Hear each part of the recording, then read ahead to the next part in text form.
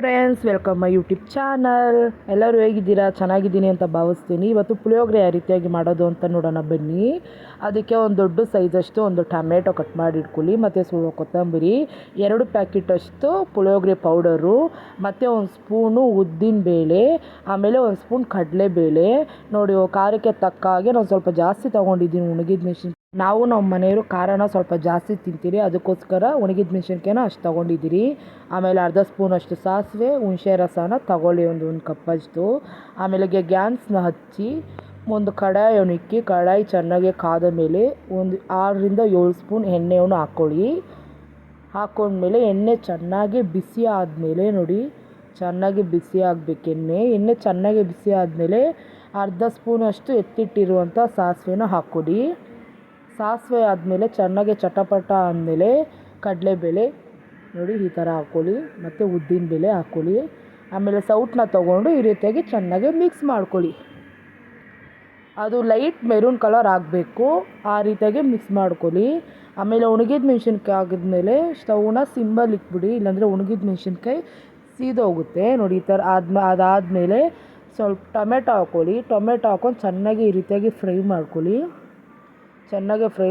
ಎಣ್ಣೆದಲ್ಲೇ ಸ್ವಲ್ಪ ಚೆನ್ನಾಗಿ ಫ್ರೈ ಆಗಬೇಕು ಟೊಮೆಟೊ, ಆವಾಗ ಚೆನ್ನಾಗಿ ಬೆಂದೋಗುತ್ತೆ ಟೊಮೆಟೊ. ಆಮೇಲೆ ಅದಾದಮೇಲೆ ಪುಳಿಯೋಗರೆ ಪೌಡರ್ನ ಹಾಕ್ಕೊಳ್ಳಿ. ನೋಡಿ ಈ ಥರ ಪುಳಿಯೋಗರೆ ಪೌಡ್ರನ್ನ ಹಾಕ್ಕೊಂಡು ಚೆನ್ನಾಗಿ ಈ ರೀತಿಯಾಗಿ ಮಿಕ್ಸ್ ಮಾಡಿ. ತುಂಬಾ ಸಿಂಪಲ್ಲಾದ ರೆಸಿಪಿ ಫ್ರೆಂಡ್ಸ್, ಎಲ್ಲರೂ ಒಂದ್ಕಿಂತ ಮನೆಯಲ್ಲಿ ಟ್ರೈ ಮಾಡಿ. ಬೆಳಗ್ಗೆ ಬೇಗನೆ ಆಗೋಗುತ್ತೆ, ಇದು ಬೇಗನೆ ಆಗುವಂಥ ಒಂದು ರೆಸಿಪಿ. ಆಮೇಲೆ ಹುಣಸೆಹಣ್ಣು ರಸನ ಹಾಕ್ಬಿಟ್ಟು ಚೆನ್ನಾಗಿ ಈ ರೀತಿಯಾಗಿ ಮತ್ತೆ ಮಿಕ್ಸ್ ಮಾಡ್ಕೊಳ್ಳಿ. ಮಿಕ್ಸ್ ಮಾಡ್ಕೊಂಡ್ಮೇಲೆ ನೋಡಿ ಈ ರೀತಿಯಾಗಿ ಅದು, ಆಮೇಲೆ ಸ್ವಲ್ಪ ನೀರನ್ನು ಹಾಕ್ಕೊಳ್ಳಿ.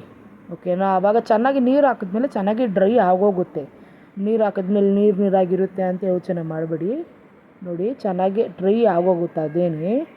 ನೋಡಿ, ಊಟಕ್ಕೆ ಹೋಗೋಕ್ಕೆ ಟೈಮ್ ಆಗಿದ್ದರೆ ಬೇಗನೆ ಅತಿ ಸುಲಭವಾಗಿ ಅತಿ ಕಡಿಮೆ ಸಮಯದಲ್ಲಿ ಆಗುವಂಥ ಒಂದು ರೆಸಿಪಿ ಫ್ರೆಂಡ್ಸ್.